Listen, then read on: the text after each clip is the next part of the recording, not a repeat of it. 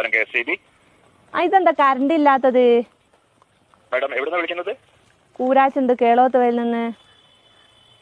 Madam ആ ഭാഗത്തെ ടച്ചിങ്സിന്റെ പണിയുണ്ട്, അതുകൊണ്ടാണ് കറണ്ട് ഇല്ലാത്തത് കേട്ടോ. ഏത് നമ്മൾ തൊട്ട് കൂട്ടുന്ന ടച്ചിങ്സോ?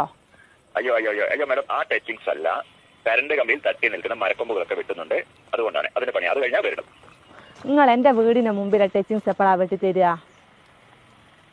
നിങ്ങളെ വീട് കറക്റ്റ് ഏരിയ ഒന്ന് പറയാവോ? കണ്ണാടിപ്പാറ പള്ളീന്റെ അടുത്ത്. കണ്ണാടിപ്പാറ പള്ളിയുടെ അടുത്ത് ഏകദേശം 2 മണിയൊക്കെ കഴിയും കേട്ടോ.